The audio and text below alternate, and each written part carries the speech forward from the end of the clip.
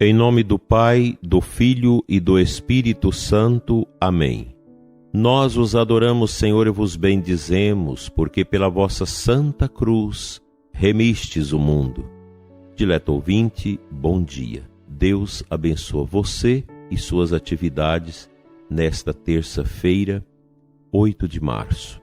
Recitemos juntos a oração ao nosso Santo Anjo da Guarda.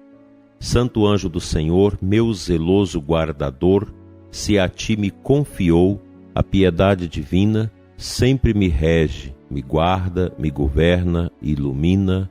Amém. Dando sequência às meditações riquíssimas de Santo Tomás de Aquino sobre a Quaresma, hoje ele nos apresenta o tema: de que modo Cristo sofreu todos os sofrimentos. Os sofrimentos humanos, diz ele, podem ser considerados a dupla luz.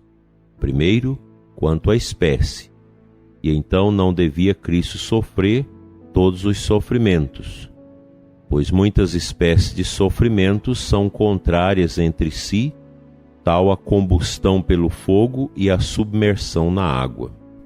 Mas agora tratamos dos sofrimentos de proveniência extrínseca, pois os sofrimentos procedentes de causas externas, como as doenças do corpo, não devia ele sofrê-los, como dissemos. Mas quanto ao gênero, sofreu todos os sofrimentos humanos, o que é susceptível de tríplice consideração.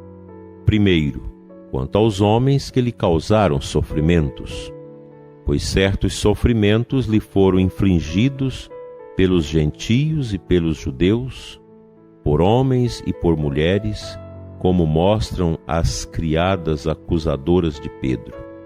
Também recebeu sofrimentos de príncipes e de seus ministros, e do populocho, conforme as Escrituras. Por que razão se embraveceram as nações e os povos, meditaram coisas vãs? Os reis da terra se sublevaram e os príncipes se coligaram contra o Senhor e seu Cristo. Sofreu também de seus discípulos e conhecidos, como de Judas, que o traiu, e de Pedro, que o negou. Segundo, o mesmo se conclui relativamente àquilo em que o homem pode sofrer.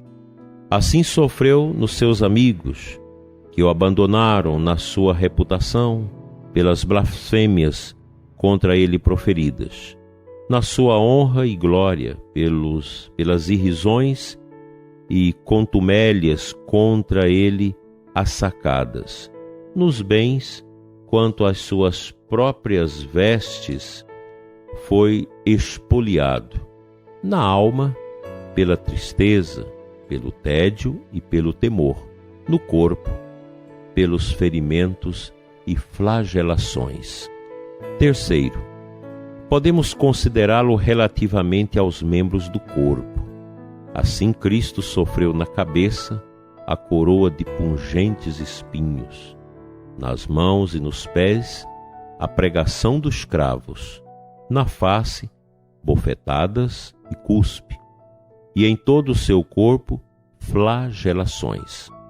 Sofreu também em todos os sentidos do corpo, no tato, quando flagelado e pregado com os cravos, no gosto, quando lhe deram de beber fel e vinagre, no olfato, quando suspenso no patíbulo, num lugar fétido pelos cadáveres dos suplicados, chamado Calvário, no ouvido, ferido pelas vociferações dos que o blasfemavam e faziam dele irrisão, na vista, ao ver sua mãe e o discípulo a quem amava chorando. Quanto à suficiência, um sofrimento mínimo de Cristo bastava para remir o gênero humano de todos os pecados. Mas quanto à conveniência, foi suficiente que sofresse todos os gêneros de sofrimento. Prezado ouvinte, Quanta riqueza nesses detalhes quanto ao sofrimento de Nosso Senhor, estabelecidos aqui de maneira muito pedagógica e lógica por Santo Tomás de Aquino, um dos cérebros mais invejados da tradição católica, capaz de perscrutar o mais profundo das realidades. Imaginemos esse santo, grande homem, que vivia assoberbado por tantos trabalhos intelectuais, mas que tinha seu tempo diante do Santíssimo para adorar a Jesus. E foi nessas adorações e meditações que Santo Tomás de Aquino mergulhou no mais profundo da doçura do mistério de Nosso Senhor e dos seus sofrimentos. E nós podemos entender e compreender como que os sofrimentos de Jesus foram suficientes para que nós pudéssemos compreender o sentido da nossa vida, o sentido da entrega de Nosso Senhor por nós. Ele não precisava sofrer, mas o fez, o permitiu, para que nós pudéssemos compreender o sentido da nossa vida. A pergunta que eu te faço: há um sentido para a vida mais completo do que a mensagem do Cristo, seu sofrimento, suas tentações, sua entrega, sua morte, sua dor na cruz do Calvário?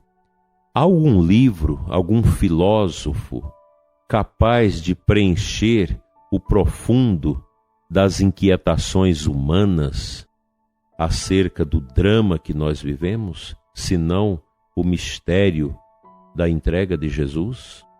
A cruz de Cristo, e nós falamos isso aqui sempre, e eu espero não cansar os seus ouvidos, mas a cruz de Jesus, ela é o nosso passaporte para o céu.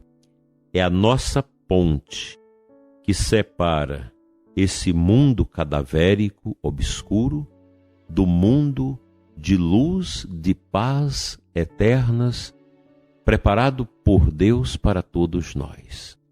A cruz é uma espécie de ponte, de pinguela, sobre a qual nós passamos deste mundo para o mundo da nossa salvação.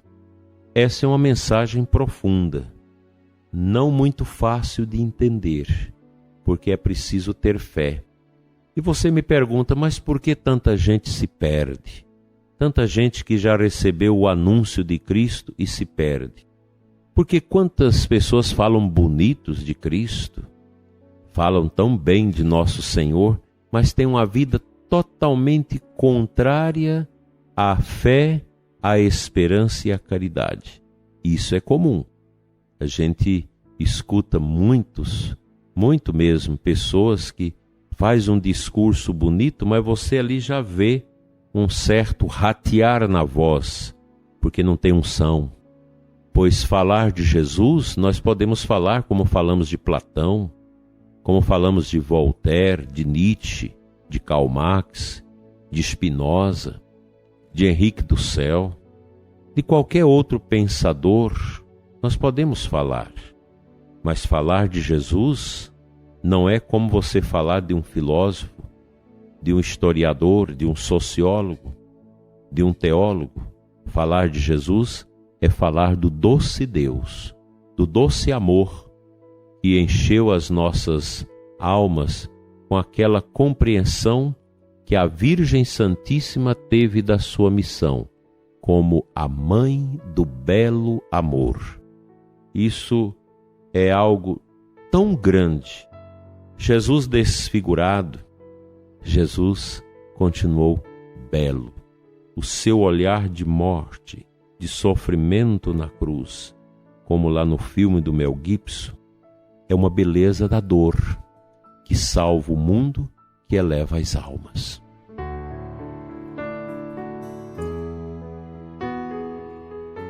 A antífona de entrada da Santa Missa de hoje, que está lá no Missal romano, traz para nós os versículos 1º e 2º do Salmo 89. Vós fostes, Senhor, o refúgio para nós, de geração em geração, desde sempre e para sempre, vós sois Deus. É uma palavra extraordinária do salmista, e nós queremos, nesta manhã de terça-feira, contemplar o Cristo da dor, a paixão de nosso Senhor, sua tentação, seu sofrimento, seu amargor na paixão, como a casa do nosso refúgio. Somos chamados a nos refugiarmos no mistério da paixão e da dor de Cristo. Na solidão do seu Calvário, nós temos uma riqueza, uma fertilidade de esperança que só pela fé seremos capazes de compreender. E nesta manhã, dileto ouvinte, eu te convido a meditar sobre este versículo do Salmo. Vós fostes, Senhor, um refúgio para nós. O refúgio do cristão, que neste mundo peregrina entre as grandes dores e as pequenas alegrias, é exatamente essa tenda da paixão de nosso Senhor. Na dor de Cristo, nós entendemos o significado da nossa existência.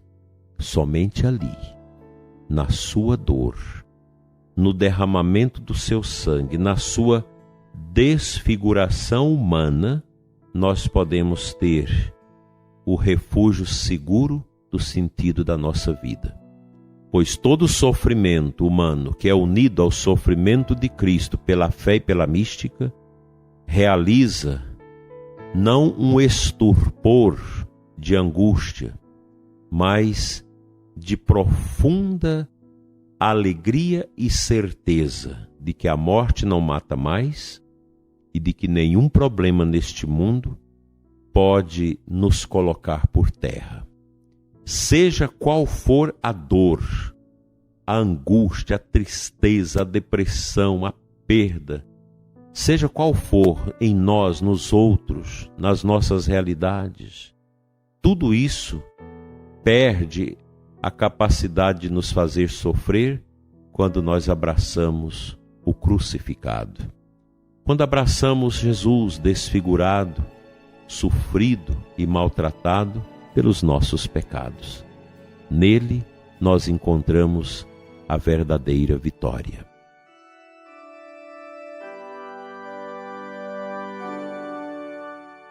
Que a dor de Jesus amenize e cure a sua dor, prezado ouvinte, e te dê a santa paz. Que a paixão de Jesus seja a doce bondade de Deus que extraia do seu coração as amarguras, os azedumes, as tristezas e a desesperança. Confia, Ele te ama e te salvará sempre.